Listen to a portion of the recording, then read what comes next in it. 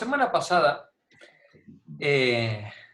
sufrimos la primera crisis del seminario, ¿no? Con el mito del Enuma Elish, en el que la mitad de vosotros os quedasteis mirando al techo y de hecho luego huisteis a la hora de la cerveza, no os quisisteis quedar ninguno. Yo soy muy sensible a todas estas cosas, que lo sepáis. ¿Vale?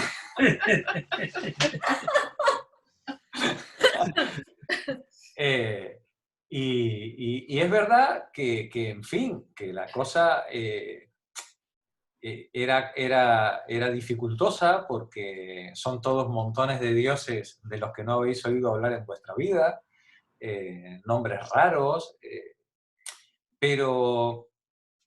Y bueno, también es verdad que este no es un seminario de historia de la Mesopotamia, faltaría más, ¿no? Es decir, este es un seminario de historia de la filosofía donde estamos haciendo una breve introducción de 6 meses al pensamiento previo que había antes de empezar la filosofía griega a funcionar, ¿no? Con lo cual, tampoco tiene mucho sentido que nos pongamos ahora a cortar pelos por la mitad con la mitología mesopotámica ni con el pensamiento mesopotámico. Lo que ocurre es que como el pensamiento griego es heredero del pensamiento cretense y del pensamiento egipcio a través de contacto directo, uno por ser herencia directa micénica y otro por el contacto comercial y militar con Egipto, el pensamiento griego también es heredero del pensamiento anatolio, la costa de Jonia y Asia Menor. Y ser heredero del pensamiento anatolio, de alguna manera, es ser heredero de los grandes imperios que gobernaron y que dirigieron el arco, el creciente fértil, durante los 3.000, 4.000 años anteriores. Y eso es la Mesopotamia. Claro, Babilonia, Acadia y Sumer.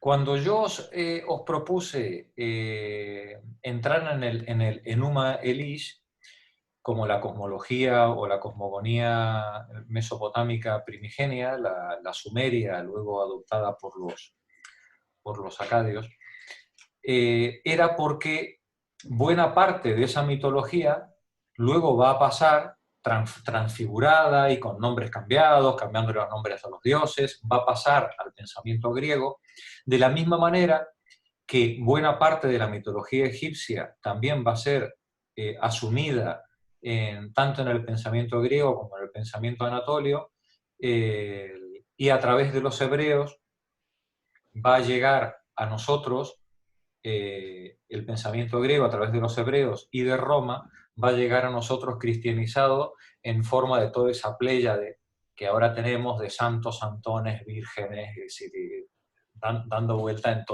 en toda nuestra mitología popular, medio cristiana, medio pagana, que al final configura lo que hoy entendemos como, de forma laxa, pues cristianismo, ¿no? Pues que es una mezcla difusa y variopinta de todas esas tradiciones religiosas y cosmológicas y cosmogónicas de los imperios y de las civilizaciones previas a la nuestra, por supuesto, previas a Roma, previas a Grecia, previas a Egipto, previas a los hebreos, previas a Babilonia, previas a los acadios, y que se originan en buena medida en la civilización sumeria. De ahí el interés de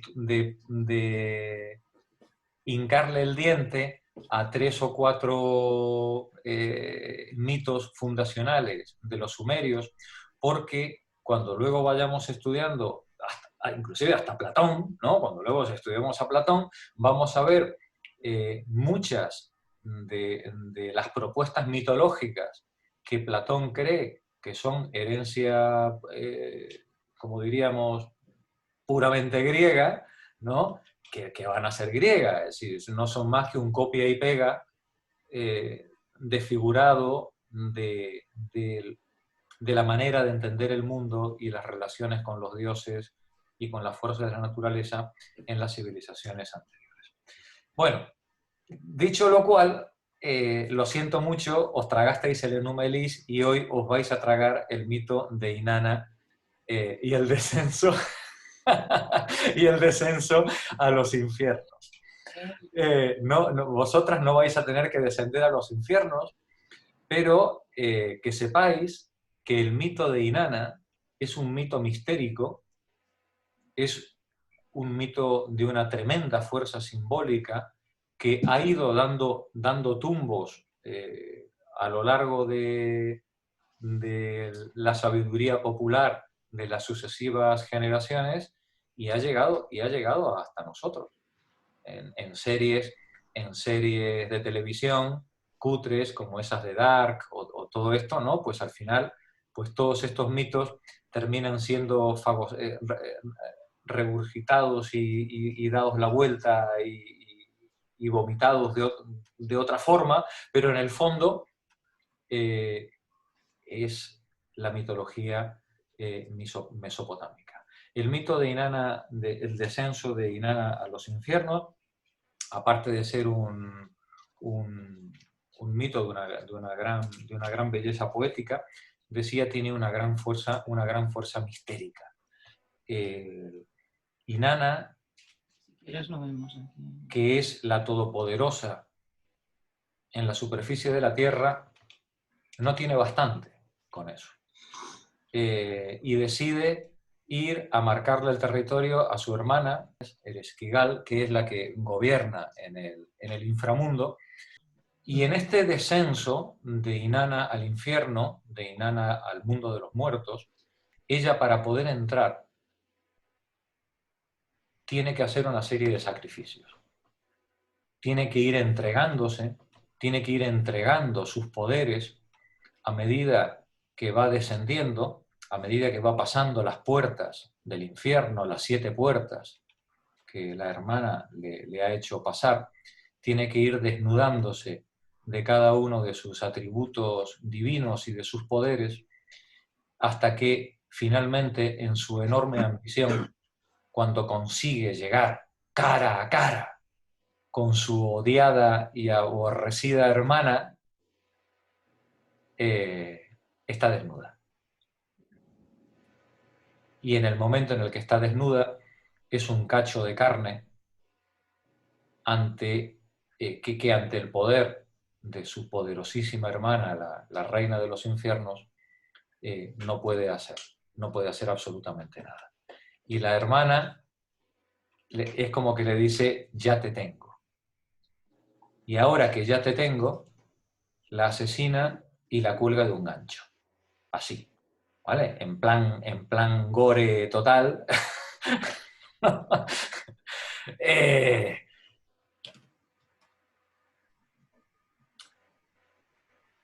Pero Inanna, que no es tonta, le ha dejado encargado a un sirviente que si no consigue volver, vaya corriendo a decirle a su abuelo, a Enkill, mira que me han secuestrado ahí en el inframundo y no me dejan salir, haz algo por ir a rescatarme. Daos cuenta que lo que os estoy contando es la trama de cualquier serie de televisión, de estas de espías, de gángster, ¿no? De las que tenemos en este momento en boga, ¿no? Enki manda a 2 sirvientes en forma de moscas, vayan a saber qué representaban las moscas en el pensamiento mesopotámico para que dos moscas pudieran generar tanto disturbio en la reina de los muertos, ¿no? En la reina del inframundo. Y cuando las 2 moscas llegan al inframundo, se encuentran con que la reina está preñada. Fijaos qué paradoja. La reina de la vida había bajado al mundo de los muertos y ahí había sido asesinada. Y la reina de la muerte y de la esterilidad, resulta que al matar a la reina de la vida, se encuentra preñada. Se produce una paradoja en la que se invierten los papeles entre una y otra, de ahí el carácter mistérico del mito, por el cual una y otra, la viva termina muerta y la que se suponía que dominaba en el mundo de los muertos acaba dando vida, ¿no? El asunto es que la reina de los muertos decide permitir la resurrección de la hermana, pero no le permite volver a la superficie del mundo visible. Quien entra al reino de los muertos no sale. Es como que hay una especie de torno que cuenta las personas que entran, y si alguien entró, el número tiene que cumplirse. Para que alguien salga del reino de los muertos, alguien tiene que entrar en su lugar. ¿Vale? Y entonces Inanna le pide a sus mensajeros que suban a ver quién hay voluntario, quién hay voluntario por la superficie terrestre para bajar al reino de los muertos. Oye, y es como que no se presentan muchos voluntarios, ¿no? En el asunto, ¿no?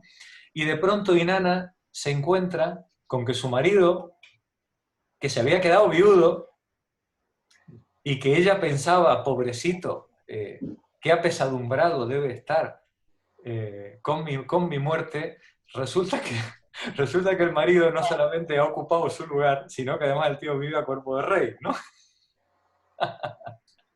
Y esto parece ser que a Inanna le ofende gravemente, y entonces decide que quien tiene que sustituirla en el reino de los muertos, oye, mismamente que sea su marido, ¿no?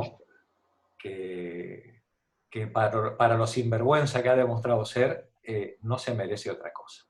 Pero mirad por dónde el Dumusil o Dumusil, que es un pastor, es un hombre básico, aunque tiene buen vivir, como todos nosotros, y sabe comer ostras, pero es un hombre básico.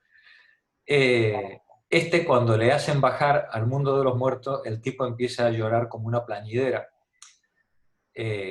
porque esto de las heroicidades, pues como que no le van. Y su hermana, que debe ser una especie de Magdalena de la época, muy apesadumbrada por las penas del hermano, se ofrece a sustituirle. Y entonces se hace un pacto para que uno y otro estén 6 meses en el inframundo, pues turnándose. Bueno, el mito también tiene muchas variaciones según el momento histórico en el que se haya contado y la ciudad desde la que se cuente. Pero bueno, básicamente la estructura, digamos, del mito en general es esta. ¿Qué detalles os quería yo contar antes de proponeros leer una parte del artículo que os pasé? El mito original aparentemente tenía unos 450 versos. Sin embargo, los mitos que han llegado de época acadia apenas tienen unos 150 versos. Pareciera como que en el camino, en esos 1000 años de paso de una civilización a la otra, se quedaron muchos versos en el tintero. Y los filólogos y los investigadores, algunos apuntan a que lo que se quedó en el tintero fueron los restos de una imagen de Inanna que ya no cabía en el mundo patriarcal y clasista de la civilización acadi y babilónica posteriores. La Inanna original es una mujer poderosa, es una mujer independiente, ambiciosa, guerrera, cruel, amorosa, es la diosa del amor, es la diosa de la fertilidad, pero también si te tiene que cortar a pedazos, te corta a pedazos, oye, sin pestañear. Sí, tiene todos los atributos, Inanna tiene todos los atributos de un héroe homérico, tiene todos los atributos de un héroe clásico, todos los atributos que luego en el patriarcado vamos a asignar a los hombres para distinguirlos de los atributos femeninos, que son los de la sumisión, la bondad, el conformarse con todo, ¿no? Y entonces Inanna, el mito de Inanna, el interés que tiene para mí, creo, y que puede tener para vosotras, es el ponernos ante probablemente el mito más antiguo del que tenemos conocimiento. El mito de Inanna se remonta al 3500 y probablemente al 3500 lo que conocemos en tablillas. Y probablemente pueda tener 500 o 1000 años más de antigüedad. Probablemente sea uno de los mitos o el mito más antiguo conocido que cae dentro de nuestras manos. Y que nos pone ante un mundo, ante una organización social y a unas relaciones de género que no van a volver a estar presentes en la historia de la humanidad prácticamente hasta mitad del siglo XIX. Hasta mitad del siglo XIX, la literatura no va a dar figuras femeninas tan poderosas, tan arrogantes, tan fuertes, independientes, con capacidad de acción, sin figuras que no le piden permiso a nadie, ni a los dioses superiores, ni a ninguno, ni a los inferiores, ni a ninguno, ¿no? Es decir, actúan como un conquistador. Y no como un conquistador porque son machirulos, porque son hombrunas. No, porque es la manera en la que actúa o lo que se espera de una mujer independiente. Es el atributo de un ser humano independiente, que, casualidad, pues tiene ovarios y tiene una sexualidad, pero no por ello sus atributos de género son diferentes a los de los héroes masculinos. Este es el gran interés que podría tener hoy en una lectura feminista, totalmente, por supuesto, fuera de la historia, que podríamos hacer con respecto al mito de Inanna. Es un personaje tan potente, que no parece que haya nada parecido en la literatura hasta pues hace 150, 200 años atrás. Aunque sea solo por eso, creo que Inanna se merecía echarle un ratito, ¿no? Y sobre todo para tomar conciencia de los enormes cambios políticos y sociales que debieron producirse en la transición entre la civilización sumeria y la Acadia que viene con posterioridad. Y un giro no solamente hacia el imperialismo y a la estratificación social, la esclavitud y el clasismo y el militarismo, sino también al imperialismo y al patriarcado. Todo aquello de lo que somos herederos. Pues bien, todo eso tuvo un inicio. Y el mito de Inanna nos sugiere que la civilización previa no miraba el mundo de la misma manera.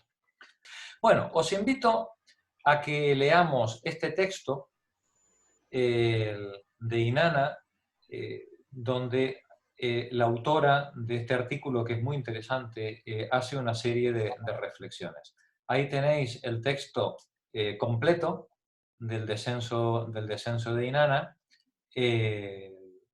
son, en este caso, están las 8 o 9 páginas en inglés, y aquí, en este otro, tenemos la traducción de los párrafos más interesantes. Si quisierais una traducción al castellano, yo os la voy a poner también en el dossier que cuelgo al final de cada capítulo, ¿vale? Vais a tener no solamente el original inglés, sino la traducción también hecha al castellano de hace 4 o 5 años, la hizo uno de los filólogos nuestros, pero este artículo es un artículo de Elsa Cross muy, muy interesante, que es el que me gustaría ahora que pudiéramos leer. No el artículo entero, sino solamente una parte. Albert. El primer verso del poema dice solo, en la versión de Kramer: desde el gran arriba ella prestó oído al gran abajo, o desde lo alto del cielo ella miró hacia el abismo. En la versión de N.K. Sanders, y luego se explica: mi señor abandonó el cielo y la tierra para descender al inframundo. De hecho, Inanna abandona también a Dumuzi, a sus 2 hijos y a sus 7 templos en 7 ciudades. Se atavia con 7 con 7 sus insignias reales y parte. Detente un momento. Inanna nos dice, desde el gran arriba, donde ella reina, dice, presta su oído al gran abajo. Es como que pone, diríamos hoy, pone su ambición, pone su mirada en el mundo de abajo. Y sigue diciendo, mi señora abandonó el cielo y la tierra, donde gobierna, para descender al inframundo. De hecho, dice, no solamente abandona el cielo y la tierra, sino que abandona a su marido, abandona a sus hijos, a sus 7 ciudades y a sus 7 templos. Tan grande es su ambición. Se atavía con 7 me. Los 7 me son los 7 regalos que le hicieron cuando ella se coronó, y fue coronada con 7 dones, con 7 poderes. Un collar, una cosa del pelo, una pulsera, en fin, son 7 atuendos, digamos, o adornos que representan los poderes de que ella está investida. Se atavía con esos 7 me, porque esos 7 me son los que a ella la salvaguardan. Son sus poderes, los poderes con los que ella va a bajar al inframundo para colonizarlo, para ocuparlo, ¿vale? Adelante. Deja instrucciones a Ninsburg, su asistente, de qué hacer si ella no vuelve en 3 días. Inanna llega y toca las puertas del Kur, el inframundo, donde reina su hermana Ereshkigal, y dice al portero Nettie que va a los funerales del esposo de su hermana. Pero estos nunca se vuelven a mencionar en el poema. Advertida de la presencia de Inanna, Ereshkigal se pone furiosa e indica al portero cómo recibirla. Fijaros el asunto, ¿no? En cuanto el portero le dice a Ereshkigal, oye, que aquí se ha presentado tu hermana, ¿no? Sí, ¿cómo serían las relaciones entre las hermanas, ¿no? Que la hermana, lejos de ponerse contenta, ¿no? Se pone furiosa. ¿Qué viene a hacer aquí esa, ¿no? Adelante. Le da instrucciones y le indica cómo recibirla. Adelante.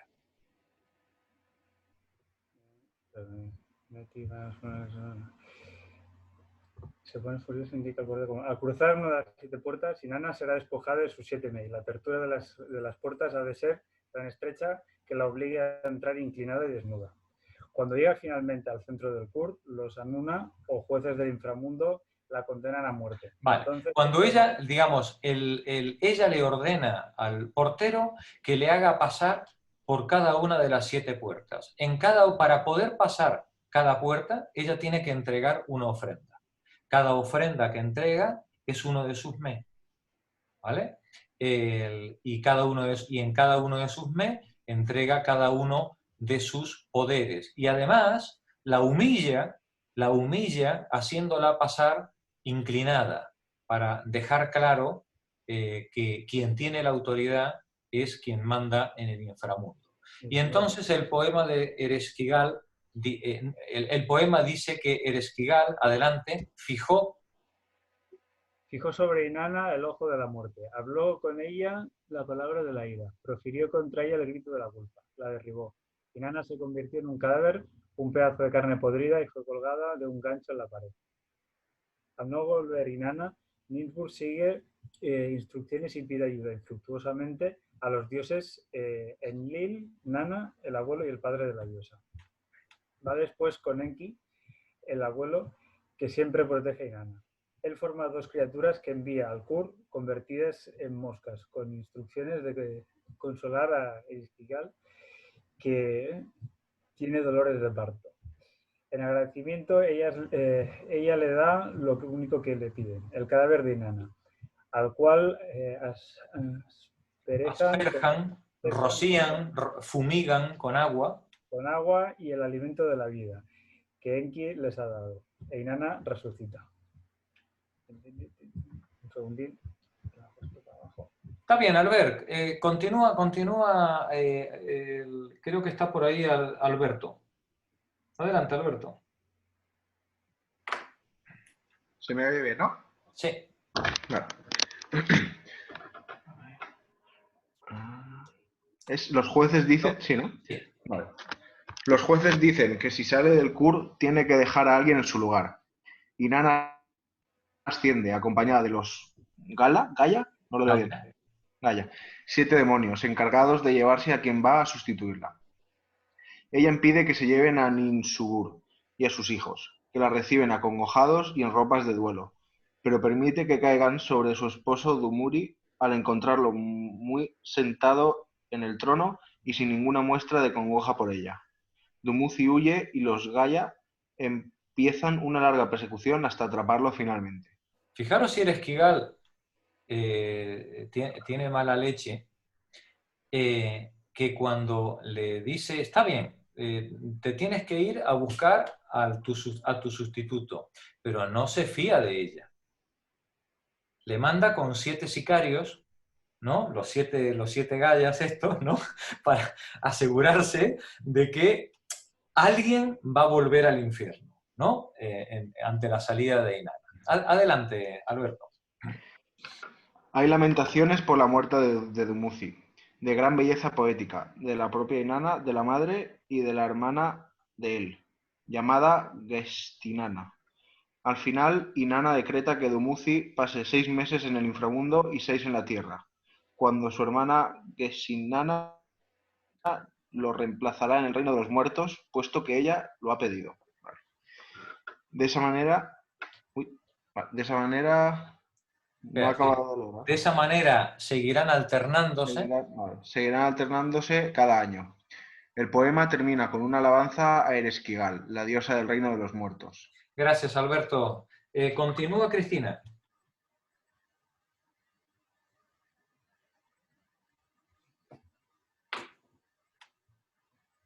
Entre cruzamientos. De este relato surgen muchas preguntas. Una es, ¿cuál es la razón del viaje?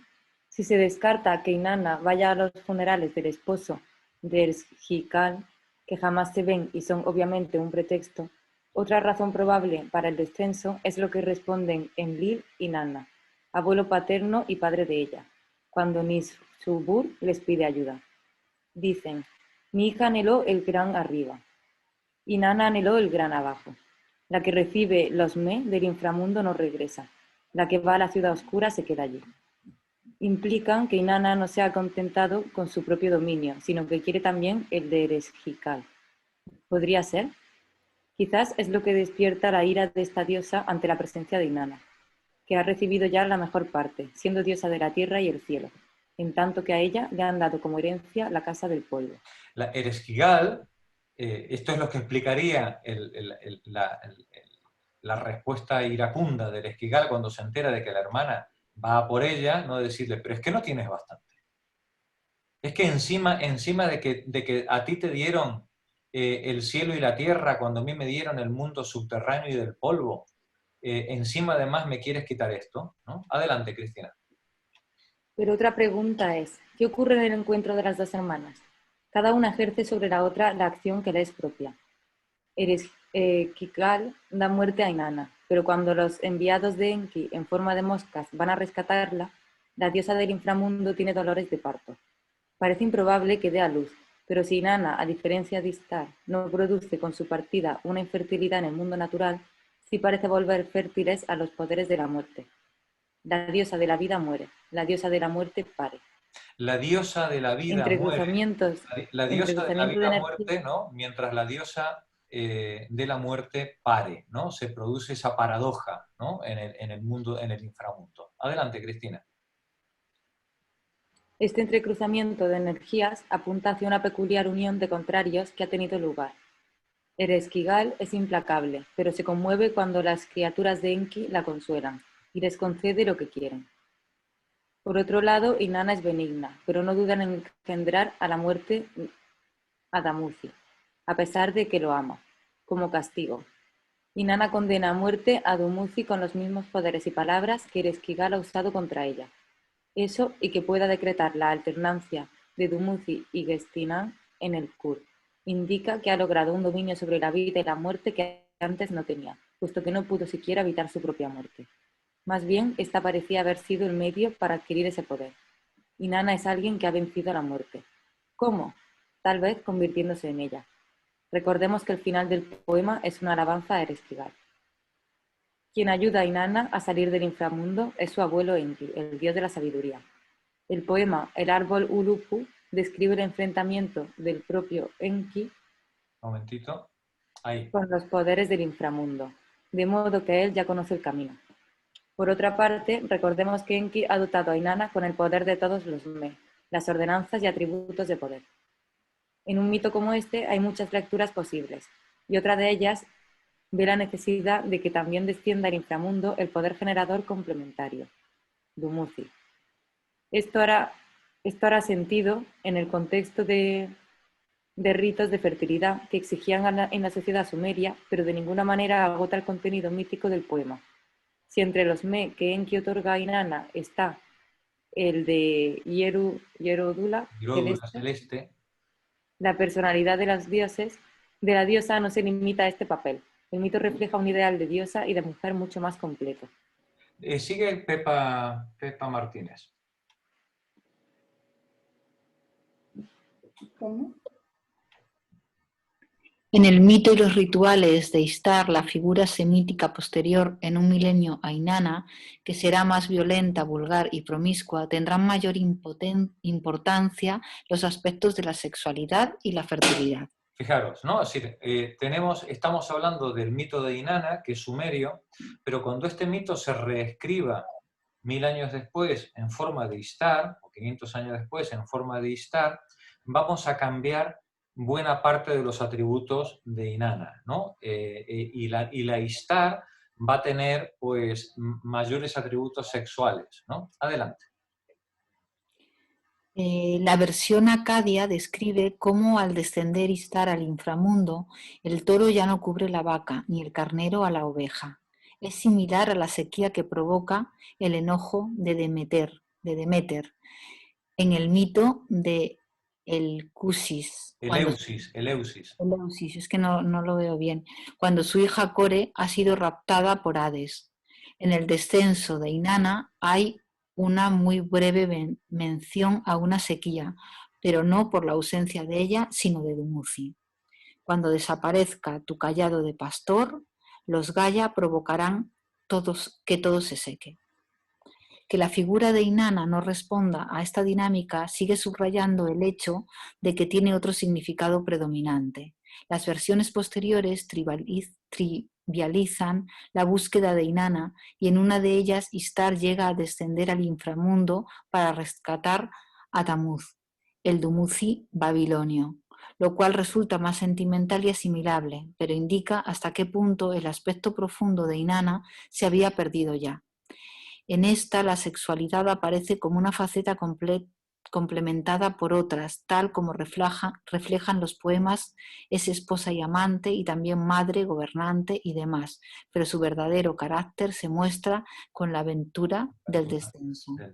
¿No? Vemos cómo el poema se va transfigurando a lo largo de las siguientes centurias, perdiendo Inanna ese carácter heroico que tenía y transformándose, pues bueno, pues más en una madre y en una amante que propiamente en la reina, en el sujeto independiente y vital que era al principio. José Antón, ¿te apetece leer? Lo hago más grande. Es una suposición que el mito de Inanna haya sido un último vestigio de una era y una sociedad en que la mujer tenía un lugar importante. Si recordamos que el pueblo sumerio no era semita ni tampoco indoeuropeo, se abre un abismo de posibles especulaciones. ¿De dónde venía? ¿Cuál fue su organización primitiva? ¿Daría lugar a la discutida hipótesis de un matriarcado anterior a las culturas de matadores de monstruos y dragones que simbolizaban a los poderes de la Madre Tierra? De esta lectura podemos considerar que en el relato, lejos de transferirse a una figura femenina, las hazañas propias de los héroes tradicionalmente masculinos, la empresa del descenso es consciente con los rasgos de carácter de Inanna, que los poemas anteriores han puesto en evidencia mostrando una figura muy poderosa. Inanna es una mujer diosa decidida, constante en sus propósitos, valiente, con una alta estima de sí misma, en fin, una figura expansiva en busca de su propia plenitud que no volverá a verse así casi hasta el siglo XX. La segunda parte de la historia, que habla de la persecución y muerte de Dumuzi a manos de los 7 demonios o Gala, pone de manifiesto una figura masculina mucho más débil, que ofrece una serie de contrastes. Inanna va por su decisión al encuentro de las fuerzas del inframundo y a su propia muerte, en tanto que Dumuzi huye de la suya de una manera poco elegante, por no decir cobarde y vergonzosa, que contrasta vivamente con la forma en que Inanna va a su propio pie a enfrentar a los poderes de la muerte. Taina, ¿te apetece continuar? Los demonios de Dumuzi. Los demonios de Dumuzi son implacables y horribles, pero cuando lo atrapan, en 2 ocasiones Dumuzi pide ayuda a Utu, hermano de Inanna y dios del sol, para que cambie sus manos y sus pies en manos y pies de serpiente. Imagen curiosa. O de la gacela, y así pueda escapar. Sigue huyendo hasta que un mal amigo delata su escondite, que su hermana Gesinana ni bajo tortura había revelado. Fijaros, hasta la hermana de Dumuzi tiene más arrojo y más valía, ¿no? que el Dumuzi, ¿no? Adelante. Y con esto quiero decir que claramente en este poema las figuras femeninas son las que definen las características del valor, ¿no? Tanto la Ereshkigal como Inanna, como la hermana de Dumuzi, son mujeres poderosas, ¿no? En comparación con los hombres que son melindrosos, apocados, cobardes, ¿no? Rastreros, ¿no? Adelante, Taina. Inanna es despojada de las 7 puertas de sus 7 emblemas reales. Inanna es despojada en las 7 puertas de sus 7 emblemas reales. Adelante. La corona de la estepa, las cuentas de Lapilazuli, el aro de oro, etc. En tanto que Dumuzi, casi ya en el desierto y vuelto a sus orígenes, es a su vez despojado de sus 7 sencillos implementos de pastor. El callado, una taza, etc. Todo eso lo ha visto antes en un sueño que su hermana Gesinana le descifra. Ella, su escriba, su intérprete de sueños, aparece como una mujer más sabia que él. No solamente es más valiente, es más inteligente. Está más instruida, es capaz de ver lo que él no es capaz de ver, ¿no? Adelante, Taina. Todo esto y que sea Inanna quien decida la suerte de Dumuzi, coloca a la diosa en una posición de predominio. Ella tiene un poder real, no solo nominal. estamos en una situación, desde una perspectiva de género, opuesta a la que encontraremos en el mito eleusino, de la muchacha raptada contra su voluntad por un dios astuto. El descenso de Inanna es para sí misma, pues obtendrá conocimiento y mayor poder. Ella es dueña de sí misma y no depende de nadie.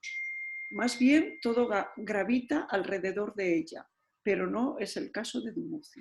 Gracias, Taina. Bueno, como veis, el mito es muy poderoso y tiene el mayor interés. El resto del artículo os invito a que lo leáis por vuestra cuenta y que lo disfrutéis el fin de semana a pata suelta, porque también merece la pena. Y si os parece bien, una vez vista estas características peculiares de organización de relaciones de género en la sociedad sumeria, vamos a ver cómo nos sigue contando el historiador las características de la Mesopotamia en este mundo sumerio y el primer paso al imperio acadio, a los argónidas. Nos habíamos quedado en la página 51, en el parágrafo que empieza diciendo la posición del hombre. Luisa, adelante. La posición del hombre. Sí. Aunque los dioses poseyeran un aspecto humano, tenían muy poco en cuenta los mortales cuando vivían y banqueteaban, o también cuando se peleaban y se insultaban en las asambleas divinas. Los hombres temían y honraban a los dioses. Cada ciudad-estado no era sino el dominio terreno de algunas fuerzas divinas que gobernaban desde lo alto, y por amor a ellas los hombres trabajaban durante toda su existencia.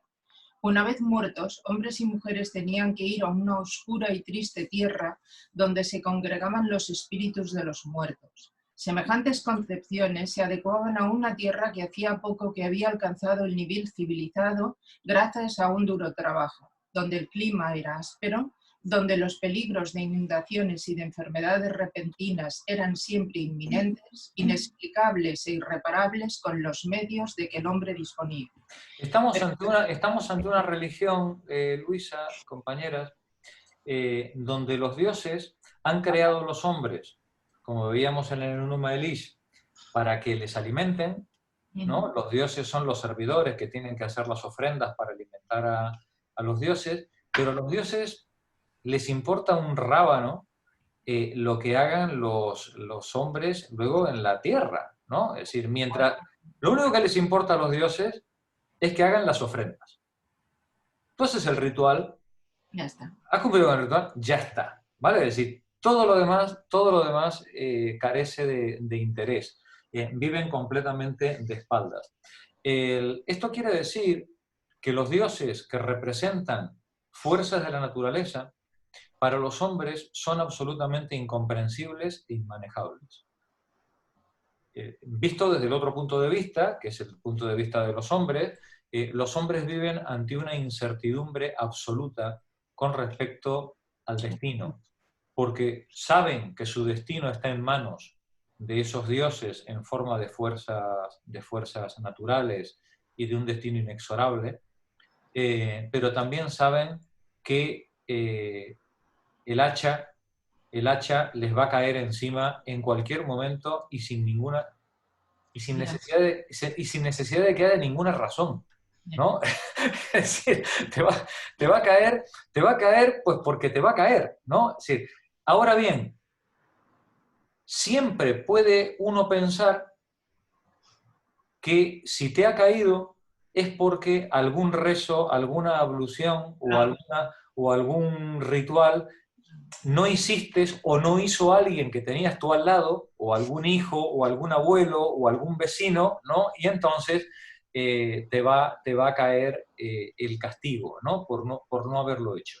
Pero digamos, es una religión que es muy compatible con unos seres humanos que viven abrumados ante las incertidumbres de las fuerzas naturales y de una vida extremadamente dura, y expuesta a los caprichos, al azar del destino, ¿no? Adelante, Luisa. Pero, Jorge, por lo que me parece entender aquí, tampoco tenían la recompensa del paraíso. No, tampoco. Pero sí la del infierno. No, esa estaba asegurada. La del infierno, de esa no te libras, ¿vale? La del infierno en vida Claro. y después de la muerte, no sé, Claro, parece claro. un tiro. No. Por eso en este mundo, igual que en Grecia luego, no hay más esperanza que la que puedas tener en vida. El cielo y todas esas cosas es para el rey, para el sacerdote y para cuatro héroes privilegiados, ¿no? Como bien dice Tony, al común de los mortales, si le espera algunas mieles, solamente es en la vida terrena. Claro, los grandes inventores del paraíso van a ser justamente luego los hebreos, ¿no? Que son los que, en fin, van a colocar las esperanzas humanas en otro nivel y van a colocar la religión, lógicamente, en otro nivel. Estas son religiones, podríamos decir, muy naturalistas, muy primitivas en ese sentido, primitivas no en el sentido despectivo, sino anteriores en el desarrollo civilizatorio, que muestran simplemente, desde un punto de vista casi estoico, las incertidumbres, y digo casi estoico porque los estoicos creían en un orden natural, en ese logos que todo lo gobierna, ¿no? Y que al fin hay una razón última, no hay una arbitrariedad. Ni siquiera Zeus está por encima de ese orden de la naturaleza, ¿no? Hasta Zeus tiene que someterse al logos, ¿no? Al destino. Pero este tipo de religiones, como la mesopotámica, no. Los poderes divinos son arbitrarios, ¿no? Y están por encima de cualquier ley. Es más, son, como decía el Enuma Elish, lo que recibe Marduk del resto de los dioses es precisamente el poder de hacer la ley, el poder de decir cuál va a ser el destino de cada uno de los sujetos en adelante, ¿no? Adelante, Luisa. Pero se pueden hacer dos observaciones. En primer lugar, el mundo espiritual de la antigua Mesopotamia era una estructura preferentemente organizada en la que los hombres podían actuar de modo racional. Los dioses podían ser propiciados por sus servidores humanos gracias a la institución de ceremonias divinas. Y, además, los hombres no podían olvidar del todo que eran precisamente ellos quienes construían y roturaban, aun cuando la sociedad humana estuviera lejos de ser perfecta. Es decir, los hombres sabían que su vida pendía de un hilo y del arbitrio de esas fuerzas naturales, pero los hombres también sabían que quienes alimentaban a los dioses eran ellos, ¿eh? Sí, cuidado, ¿no? Continúa, Luisa. Esta oculta conciencia llevó en parte al angustioso temor de que los hombres pudieran derribar el orden establecido por los dioses. Un mito, por ejemplo, contaba que los dioses, airados por el clamor de los hombres, enviaron el diluvio. Otro mito era parecido al de los hebreos sobre la caída del hombre desde un primitivo estado de gracia y de ocio beatífico a causa de su voluntad de no permanecer pasivo. En parte, sin embargo, los hombres estaban orgullosos de sus conquistas. Una primera reflexión en este respecto se encuentra en el mito de Gilgamesh. Vale, es decir, esta sensación de que yo estoy al arbitrio del poder de los dioses, pero los dioses al final dependen de mí, termina cimentando ese orgullo del ser humano por sus realizaciones, y el mito de que los dioses de vez en cuando deciden castigar a los seres humanos por sus excesos o por su arrogancia, ¿no? Y recordemos cuando comentamos el poema de Atrasis la semana pasada, aunque sea de pasada, los fragmentos del poema de Atrasis, ahí tenemos uno en los que Enki primero le manda una plaga, luego el hambre, luego las enfermedades, ¿no? Siempre enfadado por el ruido que hacen, por lo que molestan, ¿no? Trata de hacer un verdadero genocidio con los seres humanos, y cuando finalmente ya se harta definitivamente de todo, les manda el diluvio para liquidarlos a todos como moscas, ¿no? Y que se limpie todo.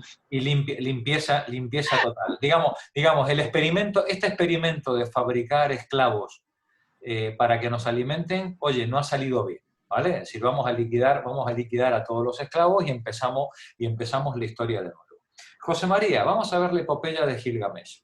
Sí, la epopeya de Gilgamesh. El relato del héroe Gilgamesh, que en su origen era un dios en 2/3 partes, tenía raíces sumerias, pero encontró su plena expresión en un relato épico finalizado hacia el 2000 a.C.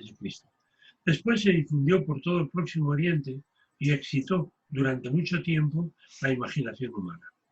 Era, en sustancia, una honda reflexión sobre la naturaleza del hombre, que lucha y crea, pero que al final debe morir.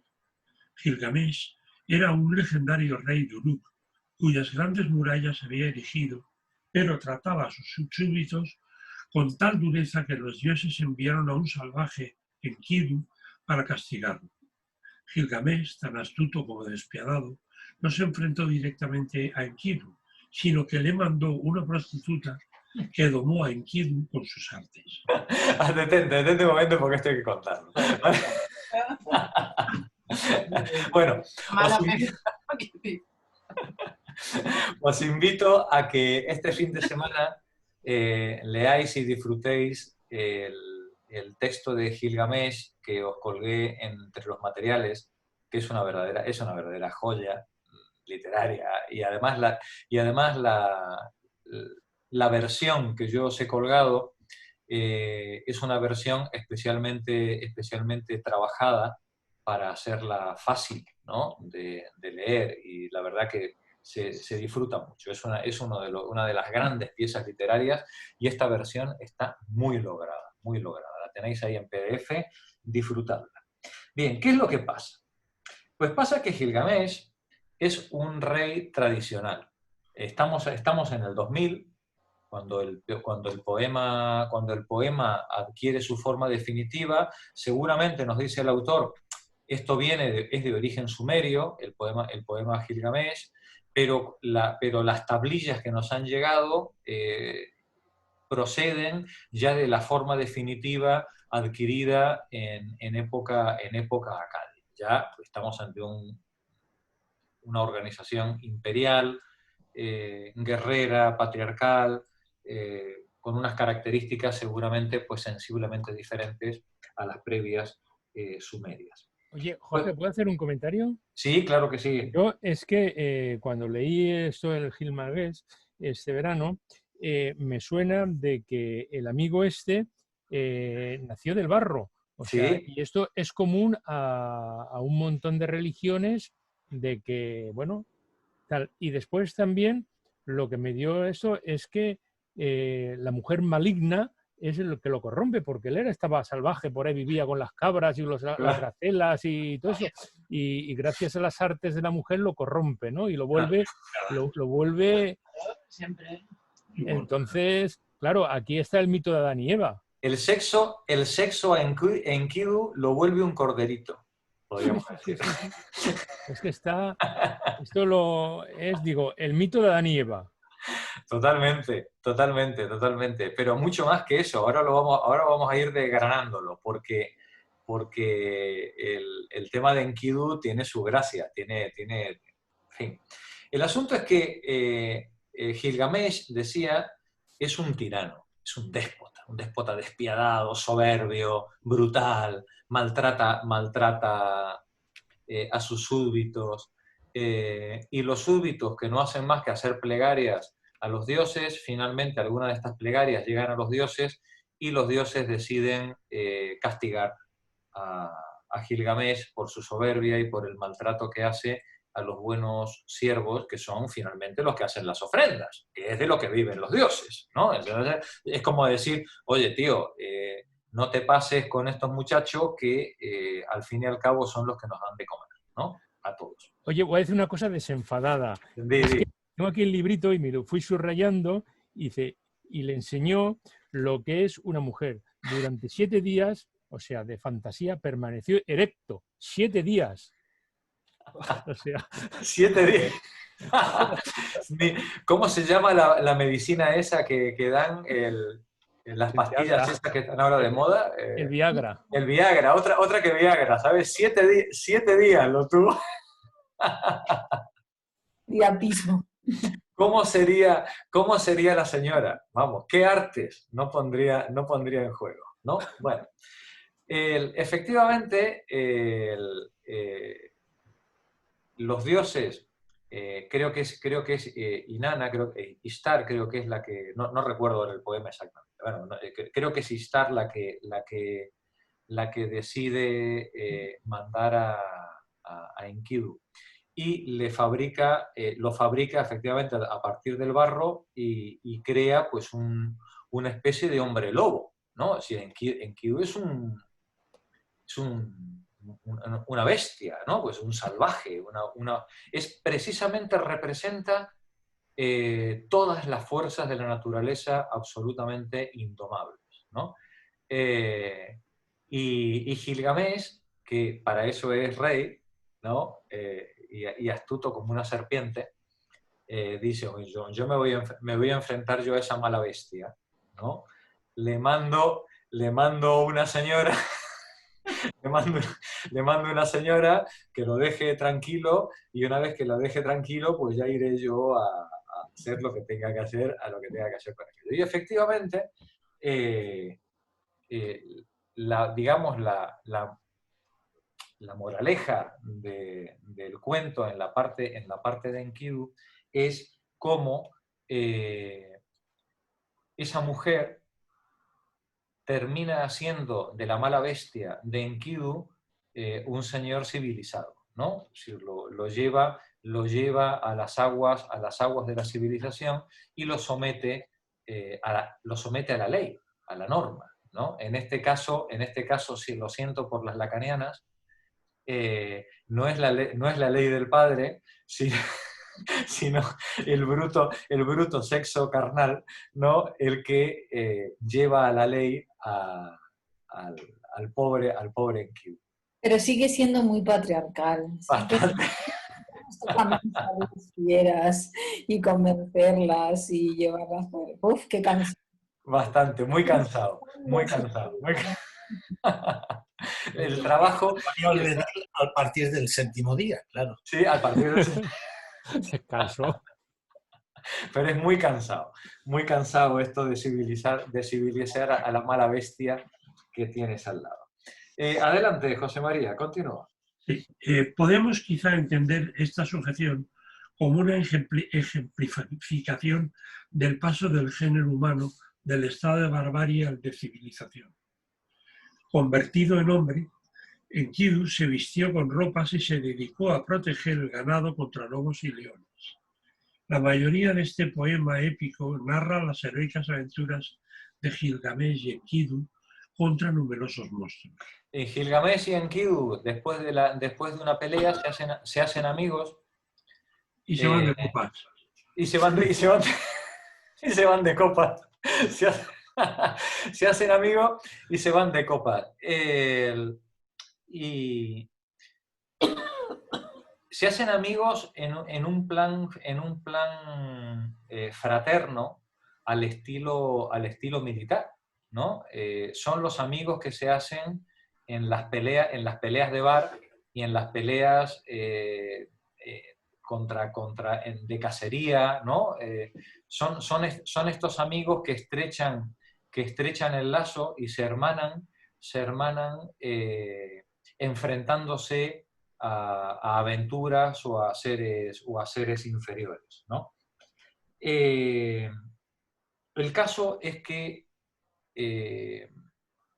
los dioses, creo recordar, insisto, estoy hablando de memoria, creo recordar que es Ishtar, se encela mucho por la traición de Gilgamesh y de Enkidu, y les manda un toro de estos enfurecidos a liquidarlos, ¿no? Y Enkidu le da muerte. y esa es la mayor ofensa que se le puede hacer a la diosa, y la diosa ordena la muerte de Enkidu.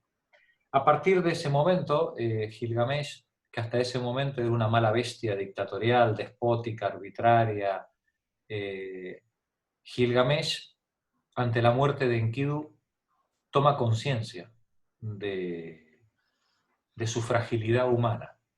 Pese a que él es 2/3 Dios y una parte humana, él toma conciencia de que no está exento de un destino que está escrito por otros, y que al final la vida es finita, y que a él también, igual que a Enkidu, por muy poderosos que sean, por muy salvajes que sean, la muerte les va a llegar.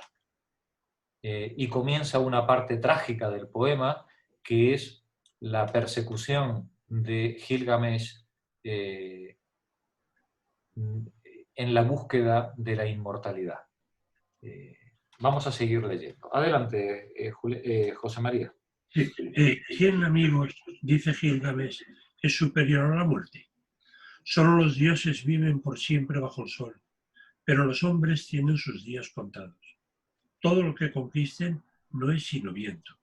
¿Quién, amigos, es superior a la muerte? Solo los dioses viven por siempre bajo el sol, pero los hombres tienen sus días contados.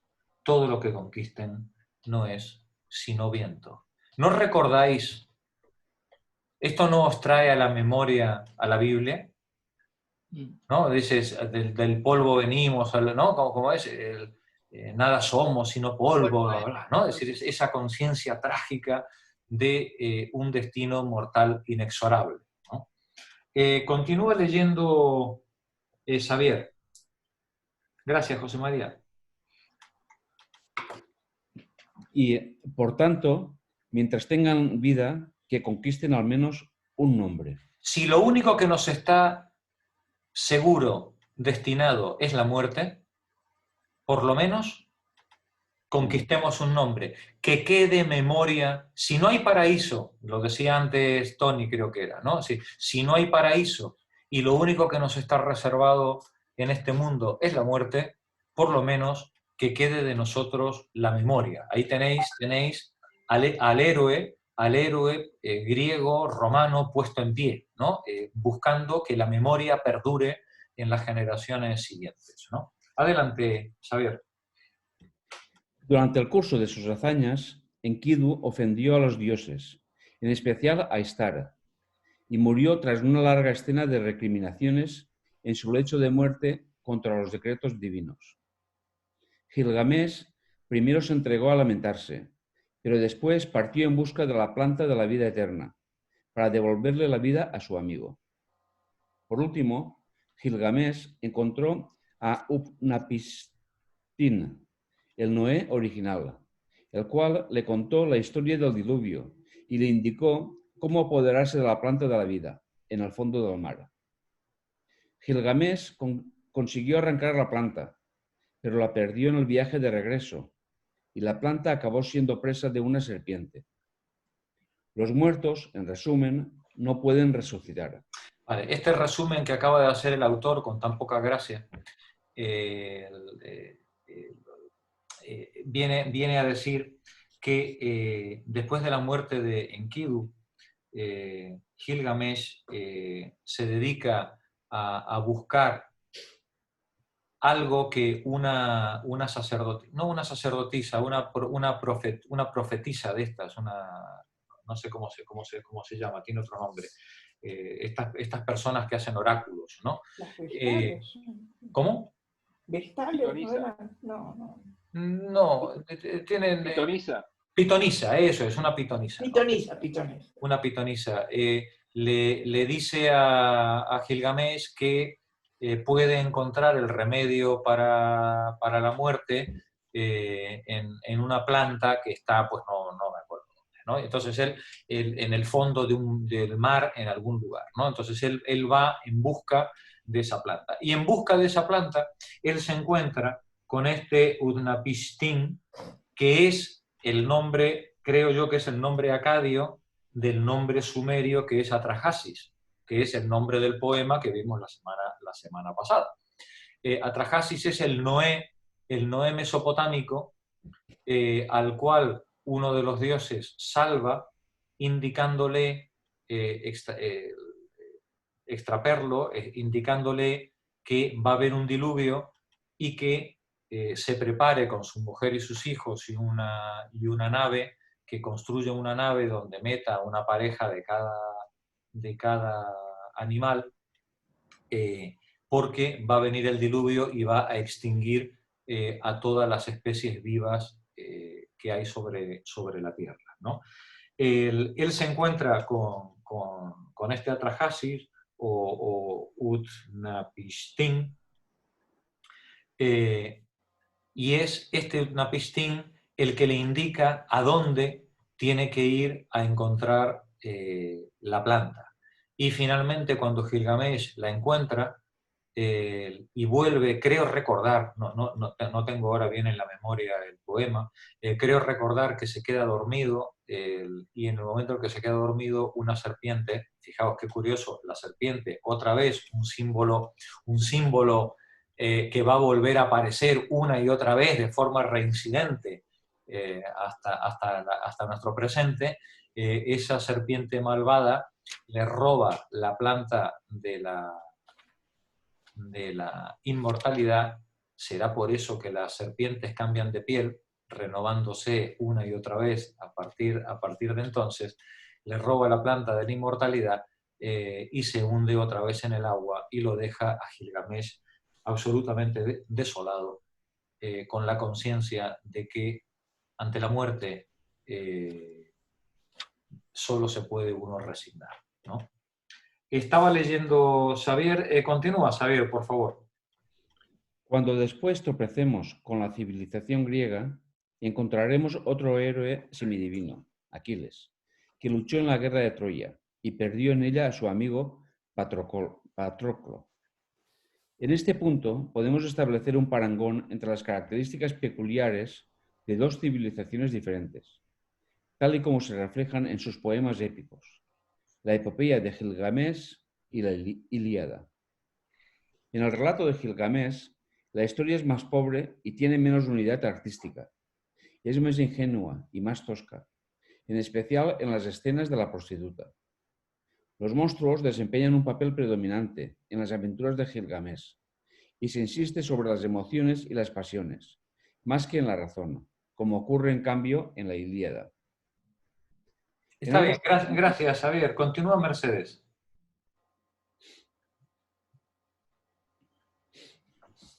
En ambos poemas, los designios divinos determinan los acontecimientos humanos, aunque los hombres tengan la posibilidad de oponerse a la voluntad de los dioses. Pero los héroes de la Ilíada están más intensamente caracterizados y son con mucho más optimistas. El orgullo de los habitantes de Mesopotamia por las conquistas del hombre siempre fue a la par con el miedo a las consecuencias de la audacia humana. Los hombres deben mantenerse unidos con los otros hombres y aplacar los celos de los dioses. El individualismo de los héroes de Homero, su capacidad de aceptar el destino humano al mismo tiempo que gozan de la vida, su apasionada curiosidad y su gran alegría de vivir eran cualidades desconocidas en la antigua Mesopotamia, que vivía en el temor de los dioses.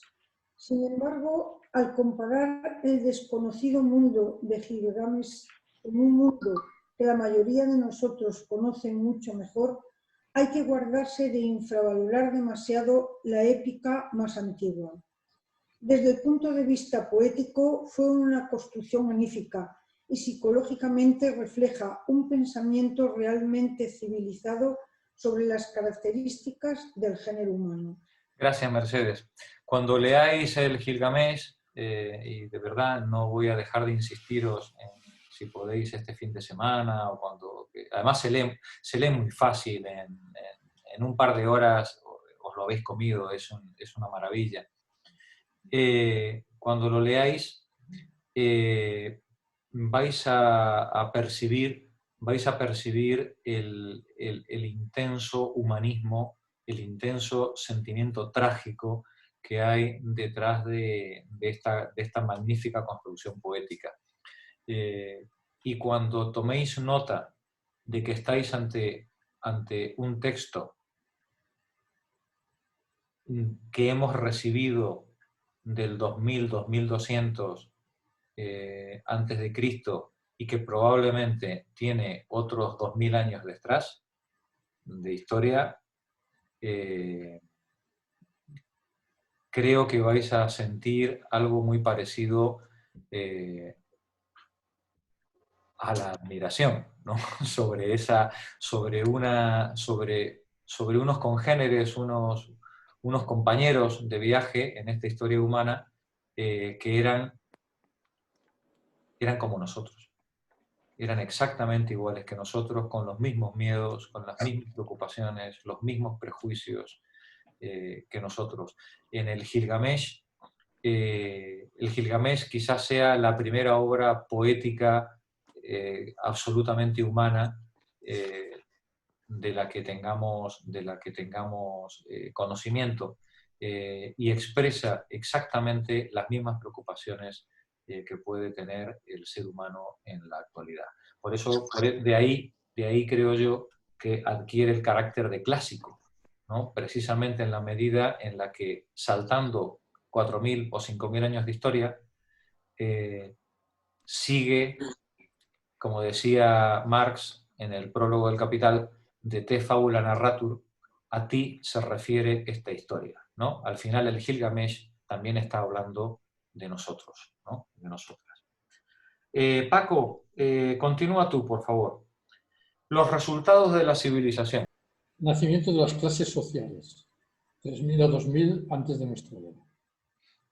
El historiador moderno puede entender fácilmente la razón de que el concepto de la vida en la antigua Mesopotamia tuviera a veces expresiones tan tétricas.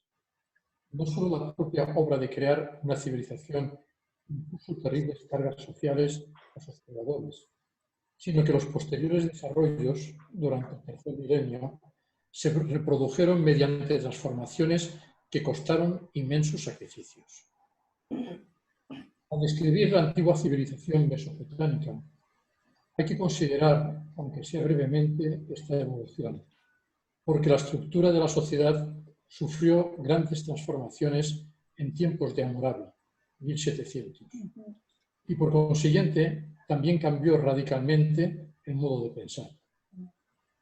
Aunque hoy no se disponga aún de documentación suficiente para trazar un perfil detallado de la historia política del tercer milenio, es sorprendente e instructivo observar, aunque sea confusamente, la aparición de muchas arduas cuestiones sociales que tendrán verdaderas y problemáticas consecuencias en todas las sociedades civilizadas posteriores. Vale, es decir,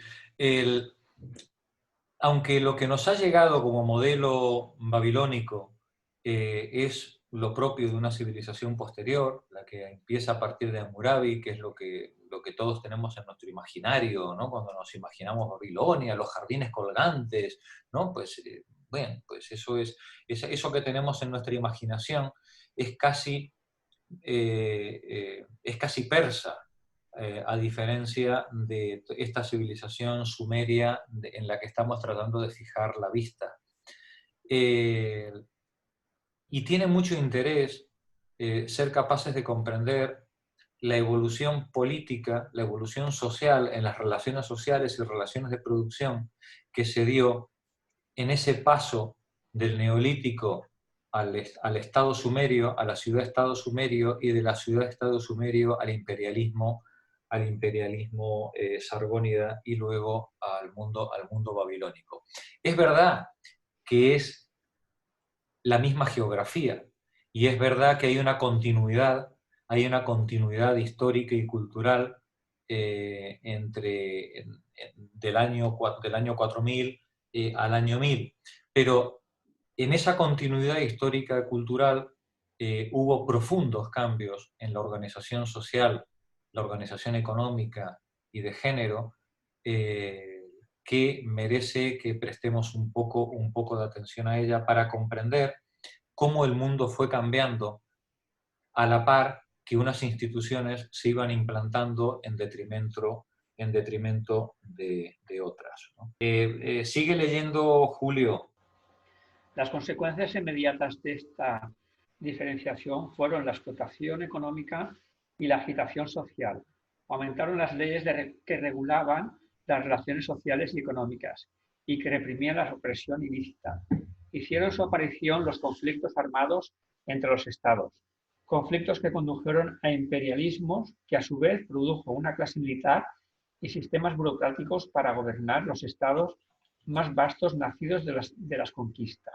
Vale, a lo largo de estos 1000 años nos encontramos con unos cambios estructurales en la sociedad tan profundos como que van a dar lugar a un mundo muy parecido al que nosotros luego hemos conocido, ¿no? Por un lado, aparecen las primeras diferenciaciones de clases sociales. ¿Qué quiere decir esto? Que empieza a haber gente que vive a costa del trabajo de los demás, ¿vale? Una novedad en los mundos anteriores, ¿no? Donde cada uno tenía que vivir un poco de lo suyo. Aumentan las leyes, por tanto, que regulan las relaciones sociales y económicas y que reprimían, fijaos, no la opresión, reprimen la opresión ilícita. Esto quiere decir que hay alguna forma de opresión que es legal, ¿vale? O que está, digamos, reconocida, ¿no?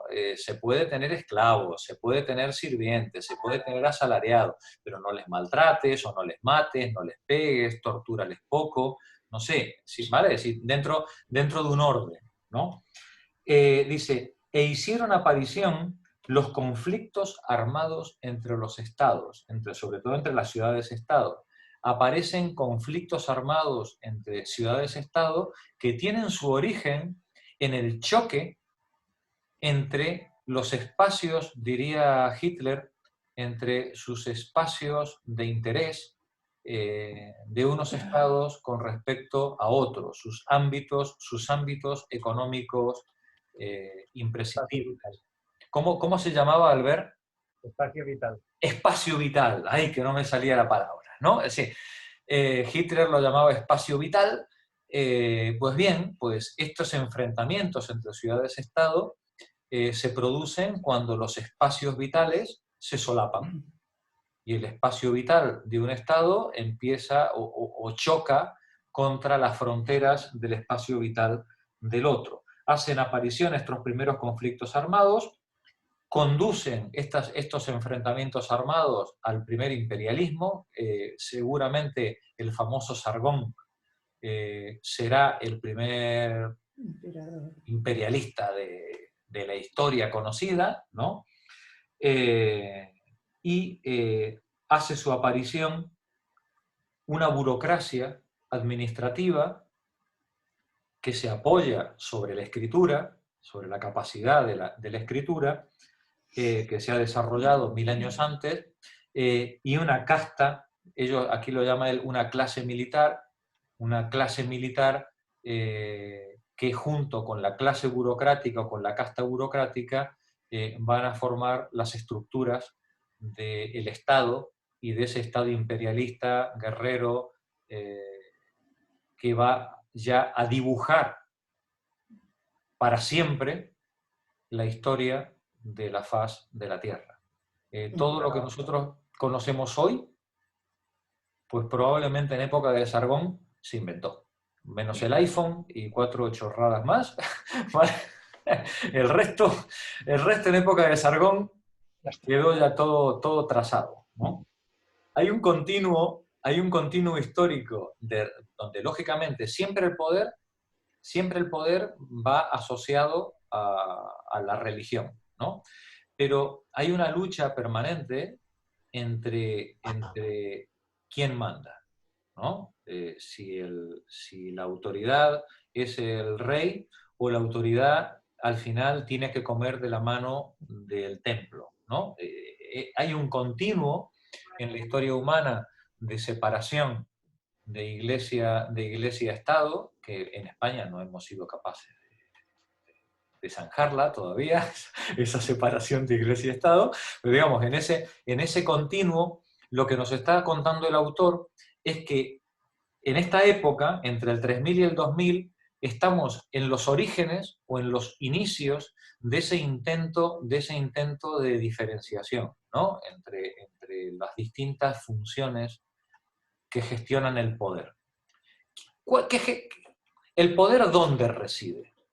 El poder reside en quien tenga la capacidad, y perdonadme que haga una definición muy burda de la palabra poder, pero es la que me enseñaron a mí en la facultad, ¿no? El poder es la capacidad para mover la conducta ajena en contra de la voluntad de las otras personas. No sé si Albert estará de acuerdo, es un poco vasto lo que acabo de decir. Sí, no, pero a grandes rasgos sí. ¿No? Más o menos, ¿no? Sí. Bien, ese poder, la cuestión es, ¿ese poder dónde reside? ¿Es el poder económico? ¿Es el poder de los terratenientes? ¿Es el poder de los comerciantes? ¿Es el poder de los campesinos que siembran la tierra? ¿Es el poder del sacerdote que tiene la capacidad de acobardar a la gente con historias, con profecías, con tal? Bueno, probablemente el poder es que está repartido. Es un poder que juega repartiéndose entre distintas esferas, donde cada uno juega sus cartas como mejor sabe y establece las alianzas con los otros sectores, buscando sumas de poder que le permitan controlar al resto de la estructura social.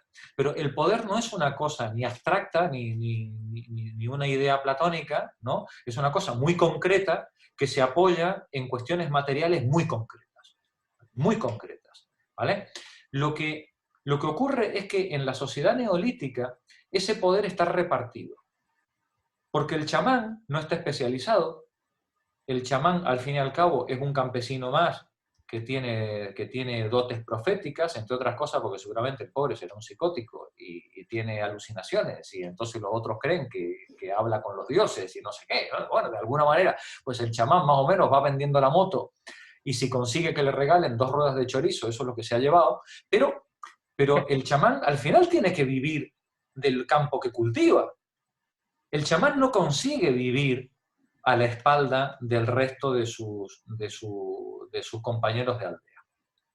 Pero esa sociedad neolítica va creciendo, se va especializando, hay una autoridad delegada, un primus inter pares, que representa la aldea, hay una sociedad de ancianos, una especie de consejo de gente adulta o de mujeres sabias que toman decisiones en asamblea, pero al final las decisiones en asamblea, ya sabéis lo que pasa como con el cuento del ratón, de los ratones y el gato, ¿no? Que luego ¿quién le pone el cascabel al gato? ¿No? Si la asamblea decide que hay que poner el cascabel al gato, y entonces cuando dice, bueno, ¿y ahora quién va? Pues salen todos corriendo, ¿no? Entonces, bueno, estas sociedades necesitan al final nombrar una autoridad delegada que es la que representa o la que toma la acción ejecutiva, el poder ejecutivo. Pero es un poder ejecutivo muy pobre, muy escaso, porque depende del éxito. En el momento en el que el poder ejecutivo no tiene éxito en 2 o 3 veces seguidas,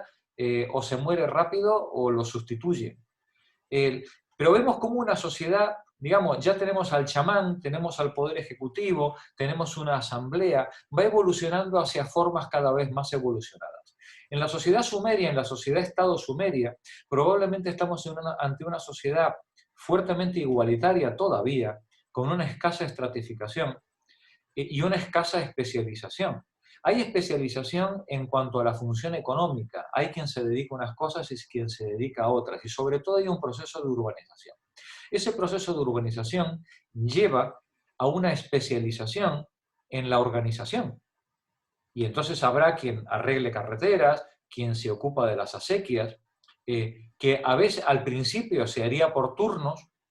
Este mes le toca a estos arreglar la carretera, el otro mes tiene que arreglar los otros las acequias, pero finalmente termina haciéndose mediante una discriminación administrativa. ¿Por qué? Porque los sacerdotes, que son los que gestionan la redistribución a través del templo, consiguen finalmente dirigir los excedentes alimenticios en la dirección política más o menos que esta organización incipiente administrativa va adquiriendo. Y poco a poco la ciudad-estado va adquiriendo la forma organizada de un estado administrativo moderno, donde todavía la forma religiosa, administrativa y esa organización entre iguales de asamblea sigue estando mezclada en un poder difuso que va gestionando los intereses colectivos. Pues bien, entre el 3000 y el 2000, nos dice el autor, estas funciones difusas empiezan a separarse. Y empiezan a separarse dando la cara estamentos que antes estaban mezclados. Los escribas, los sacerdotes, los militares, los policías, los funcionarios, el cobrador de impuestos, la gente que se ocupa de reparar las murallas, tal, aparecen asalariados. El imperialismo, sobre todo, va a traer una figura radicalmente nueva, los esclavos. Cada vez que se hace una guerra imperial, se somete a la esclavitud a parte de los pueblos o de los ejércitos vencidos. A las mujeres y a los niños se los reduce al trabajo doméstico y a los hombres al trabajo agrario o en las minas. Pero pensad que tener un esclavo es muy costoso, muy costoso. El esclavo te quita trabajo, pero como te des la vuelta te pega una puñalada, ¿eh? Es decir, mantener una estructura esclavista exige una especialización militar y de vigilancia que garantice el control policial sobre esa fuerza esclavizada, porque el esclavo en cuanto pueda se va a ir. Eso en la sociedad primitiva era impensable. En la nueva sociedad imperialista, estas nuevas formas de explotación y de jerarquía social van a empezar a dar la cara.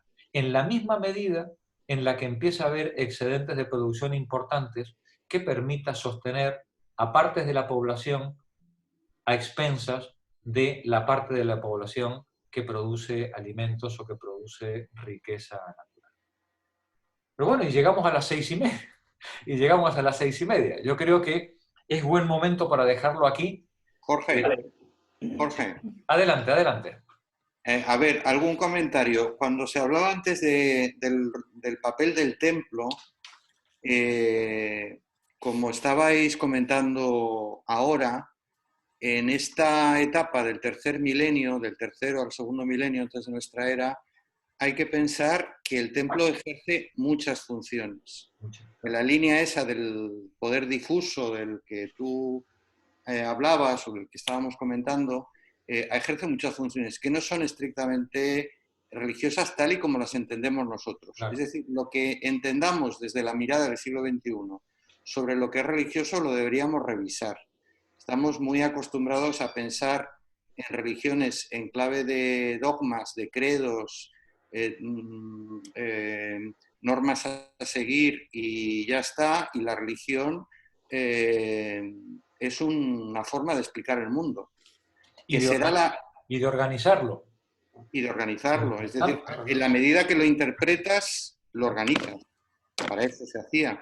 Y que la filosofía va a sustituir o va a cuestionar, digamos, con el paso del tiempo, la explicación del mundo. Quiero decir que, en cierta manera, creo que me atrevería a decir que la religión es la primera filosofía de la humanidad, ¿no?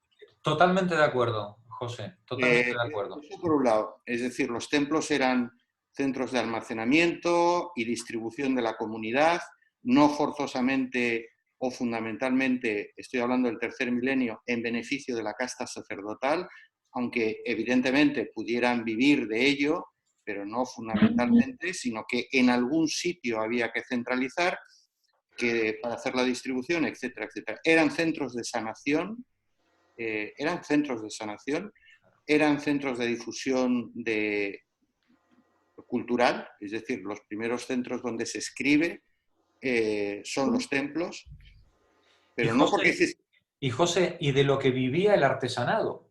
Sin los templos no habrían existido artesanos que pudieran vivir de esos excedentes, ¿no? Sí, entonces, me refería un poco por darle otra vuelta a esta idea del templo y de las religiones. De esto que estás comentando José y Jorge tú antes, ¿existe un registro arqueológico muy claro que diga que en los primeros poblados todavía de cazadores-recolectores las viviendas, los habitáculos son indiferenciados, no hay ninguno de un tamaño más grande? Y desde este momento hasta que ya encontramos ciudades con templos y palacios completamente diferenciados, existe un momento donde la única casa más grande es el templo. Lo único que podemos asimilar a una diferenciación es el templo. Claro. No existe templo y palacio, por ejemplo. Claro. Por ejemplo, Cataluyuk. En Cataluyuk tú tienes, no hay ninguna vivienda que pueda suponerse que tiene que pertenece a un estrato social superior a otro. No lo hay. Y es un pedazo de ciudad, una ciudad con todo, ¿no? Es una ciudad absolutamente igualitaria y gigantesca, ¿no? El Cataluyuk es un ejemplo, pero hay muchas más. Hay muchas más ciudades neolíticas de este tipo que no han dado el paso a esta estratificación social, no tienen literatura, no tienen escritura, y tampoco tienen una casta especializada, ni militar, ni policial. Probablemente hay sacerdotes, probablemente los hay, pero esos sacerdotes solamente interpretan la naturaleza y hacen recomendaciones sobre la redistribución y sobre las cosechas y poco más. Sí, yo quería hacer otro comentario de lo que ha ido saliendo, es que he ido tomando notas. En el tema de la mujer poderosa, el rol de la mujer poderosa, yo creo que se ha dicho en este seminario en varias ocasiones, pero hay que recordar que eso tiene mucho que ver con el tema del control de la descendencia, de la línea matrilineal o patrilineal. Es decir, esas mujeres poderosas, el principio de lo femenino, que arranca del Paleolítico, que dura durante el Neolítico y que todavía perdura en las primeras etapas de la Edad de los Metales, tiene que ver con la reorganización de la sociedad, o sea, mejor dicho, la estructuración de la sociedad patriarcal y el control de la descendencia. Hasta ese momento, las mujeres, entre otras cosas, aparte de por sus cualidades y en fin, multiactividades, de cazadoras, recolectoras, cuidadoras, etc., hay una clave fundamental que es la descendencia. La descendencia por vía femenina o por el control del hombre, ¿no? Y luego hay otra cosa, pero esto es más una curiosidad. Fijaros que en todas estas mitologías aparece la idea del inframundo, es decir, el subsuelo, lo que está oculto, lo que está abajo. Y yo creo que ahí también hay como un cambio entre las pseudo-religiones del Paleolítico y de parte del Neolítico, en el que lo que podríamos llamar, que es mucho llamarlo, lo que podríamos llamar religioso, está en la superficie, es decir, está en la vida, está en la caza, está en el paisaje, está en el entorno, está en los cultivos, etc. Cuando empieza a aparecer esta idea del inframundo, del subsuelo, de la cueva, de lo oculto, de la oscuridad, yo creo que es cuando esas religiones van fraguando y además se repiten sistemáticamente en diferentes épocas, a partir de ese momento, en diferentes épocas de la historia. Y otra cosa que también querría sugerir es también esta idea, que seguro que va a volver a salir, esta idea, cuando se hablaba de las religiones mistéricas son más un producto posterior, es decir, empiezan a tomar un cuerpo realmente importante que anterior, es decir, los principios espirituales religiosos están mucho más pegados en el Paleolítico y el Neolítico a la vida cotidiana. A lo tangible, claro, a lo que puedo ver. Y cuando las religiones van evolucionando y van generando su propia retórica, etcétera, es cuando empieza a aparecer una visión trascendente que escapa a lo material, a lo cercano, a lo inmediato, y en definitiva se empieza a hablar de otro mundo, ¿no? Del cielo, de otro mundo, etcétera. Yo creo que esto se ve muy claro en el caso, por ejemplo, del paso del judaísmo al cristianismo, y no me refiero al primer cristianismo, que estaba todavía bastante atado a la idea esta de resurrección y reencarnación, porque en cierta forma las dos ideas, resurrección y reencarnación, era volver a la vida terrenal, a la vida conocida. Y es el segundo cristianismo, el de Pablo de Tarso, el que, junto con otras religiones mistéricas, una que influyó mucho en el cristianismo de Pablo, que es el de Mitra, se habla de otra vida, ¿no? De otra vida, es decir, te vas a salvar en otra vida, no en esta, ¿no? Entonces, ahí hay un cambio. Las religiones mistéricas son una evolución, yo diría una huida hacia adelante y un abandono de la religión como una forma de entender y de vivir en el terreno, ¿no? En la vida cotidiana. De hecho, José, la autora del artículo, habla del mito de Inanna como un antecedente de los misterios. No como una religión mistérica, sino como un antecedente, como un mito que está en el fondo de lo que luego van a ser los misterios, ¿no? Sí, cuando yo hablaba del inframundo, lo que quiero señalar solamente es una cosa. ¿Por qué el inframundo, lo oculto, que eso se ve muy bien en la religión grecolatina? Porque es lo incontrolado. Es decir, los humanos no conocen lo profundo de la cueva, no conocen lo que hay debajo de la tierra, no controlan. Entonces, a medida que esas religiones avanzan en ese tipo de planteamientos, se tira o se encamina el discurso hacia lo desconocido. Igual que en el cielo, el infierno.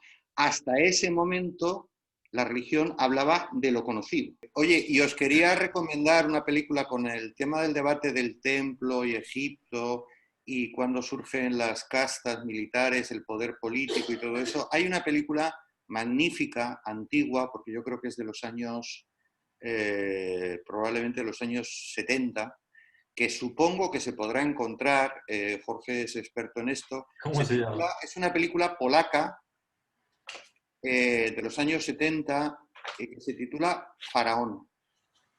Faraón. Y es después de la revolución de Akenatón, el intento del monoteísmo en Egipto y de la pugna, es una pugna permanente entre casta sacerdotal y poder político del faraón.